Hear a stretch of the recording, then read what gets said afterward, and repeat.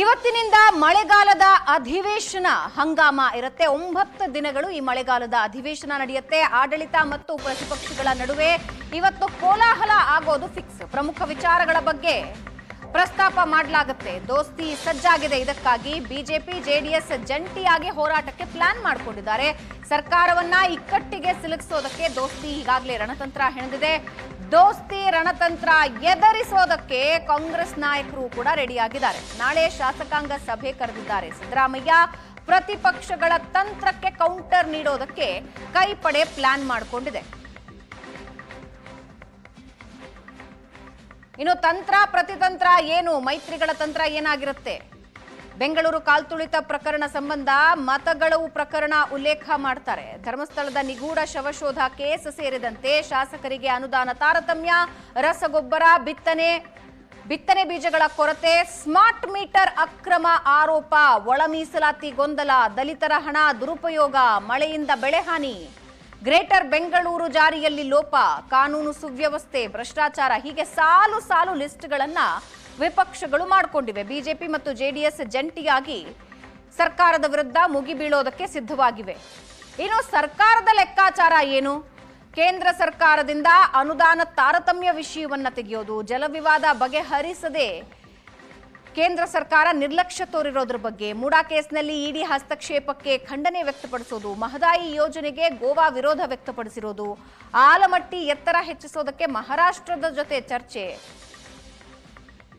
24 ಪ್ರಮುಖ ವಿಧೇಯಕಗಳನ್ನ ಸರ್ಕಾರ ಅಂಗೀಕರಿಸುತ್ತೆ. ಇದರ ನಡುವೆಯೇ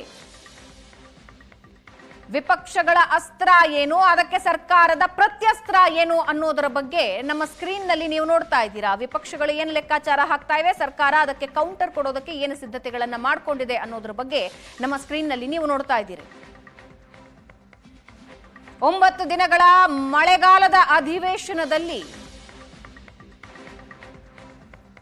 ವಿಪಕ್ಷಗಳು ಮತ್ತು ಸರ್ಕಾರದ ನಡುವೆ ಮಾತಿನ ಚಕಮಕಿ, ಕುಸ್ತಿ ಜಾಸ್ತಿಯಾಗೋ ಸಾಧ್ಯತೆ ಇದೆ. ಧರ್ಮಸ್ಥಳ ಕ್ಷೇತ್ರದ ವಿಷಯವೂ ಕೂಡ ದೊಡ್ಡ ಮಟ್ಟಕ್ಕೆ ಚರ್ಚೆಯಾಗೋ ಸಾಧ್ಯತೆ ಇದೆ.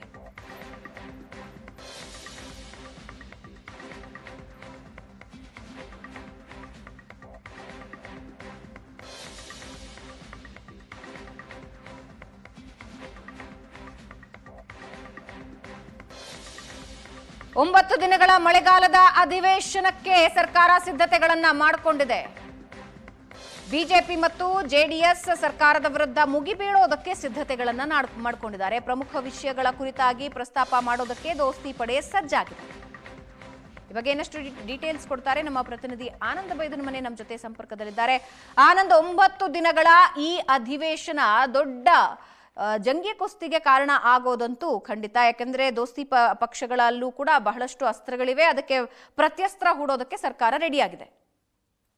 ಎಸ್ ಭಾವನಾ, 9 ದಿನಗಳ ಅಧಿವೇಶನ ಇವತ್ತು ಅಧಿಕೃತವಾಗಿ ಆರಂಭಗೊಳ್ಳುತ್ತೆ. 11 ಗಂಟೆಗೆ ಆರಂಭವಾಗತಕ್ಕಂಥ ಅಧಿವೇಶನದಲ್ಲಿ ಇವತ್ತು ಕೊಂಚ ರಿಲ್ಯಾಕ್ಸೇಷನ್ ಅಂದ್ರೂ ಕೂಡ ತಪ್ಪಾಗ್ಲಿ. ಯಾಕಂತಂದ್ರೆ ಆರಂಭಿಕವಾಗಿ ಸಂತಾಪ ಸೂಚಕ ನಿಲುವಳಿ ಇರುವಂತಹ ಕಾರಣಕ್ಕಾಗಿ ಯಾವುದೇ ಪ್ರಮುಖ ವಿಚಾರಗಳು ಪ್ರಸ್ತಾಪ ಆಗೋದಿಲ್ಲ. ಆದ್ರೆ ಮಧ್ಯಾಹ್ನದ ಬಳಿಕ ಪ್ರಮುಖ ವಿಚಾರಗಳನ್ನು ಪ್ರಸ್ತಾಪ ಮಾಡಬೇಕು ಅನ್ನೋ ನಿರ್ಧಾರವನ್ನು ಈಗಾಗಲೇ ಪ್ರತಿಪಕ್ಷಗಳು ತೀರ್ಮಾನ ಮಾಡಿದ್ರು. ಹಾಗಾಗಿ ಈ ಬಾರಿ ಅಧಿವೇಶನ ದೊಡ್ಡ ಮಟ್ಟದ ಒಂದು ಕೋಲಾಹಲಕ್ಕೆ ಕಾರಣ ಆಗ್ಬಹುದು ಅಂತಕ್ಕಂಥ ನಿರೀಕ್ಷೆ ಇದೆ. ಯಾಕಂತಂದ್ರೆ ಬಿಜೆಪಿ ಮತ್ತು ಜೆಡಿಎಸ್ ಈಗಾಗಲೇ ಜಂಟಿಯಾಗಿ ಸಭೆ ನಡೆಸುವ ಮೂಲಕ ಸದನದಲ್ಲಿ ಯಾವ ವಿಚಾರಗಳನ್ನು ಚರ್ಚೆ ಮಾಡಬೇಕು ಅನ್ನುವ ಬಗ್ಗೆ ತೀರ್ಮಾನಗಳನ್ನು ತೆಗೆದುಕೊಂಡಿದೆ.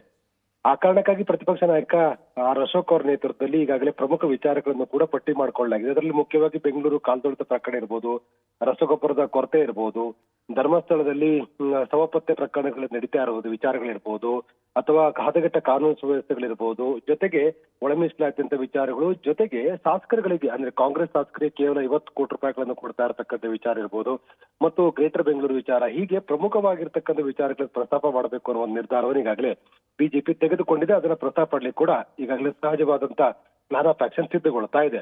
ಮುಖ್ಯವಾಗಿ ಪ್ರತಿಪಕ್ಷಗಳು ಇಂಥ ಪ್ರಮುಖವಾದಂತಹ ವಿಚಾರಗಳನ್ನ ಪ್ರಸ್ತಾಪ ಮಾಡ್ತಾ ಇರೋ ಬೆನ್ನಲ್ಲೇ ರಾಜ್ಯ ಸರ್ಕಾರವು ಕೂಡ ತಂದೆ ಆಗಿರ್ತಕ್ಕಂಥ ಸ್ಟ್ರಾಟಜಿಗಳನ್ನ ಮಾಡ್ತಾ ಇದೆ.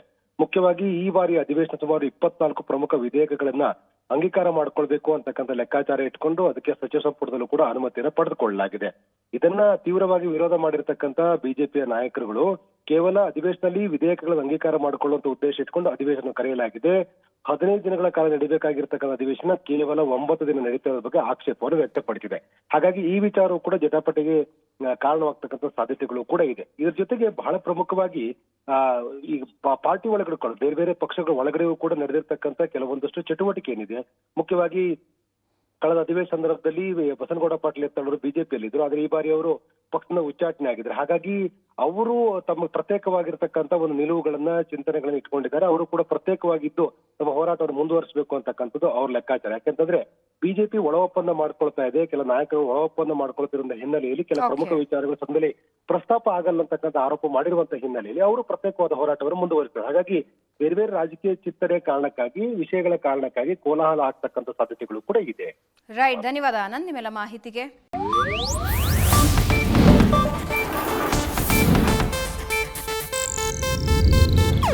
ಇದು ಏಷ್ಯಾನೆಟ್ ನ್ಯೂಸ್ ನೆಟ್ವರ್ಕ್ ಪ್ರಸ್ತುತಿ.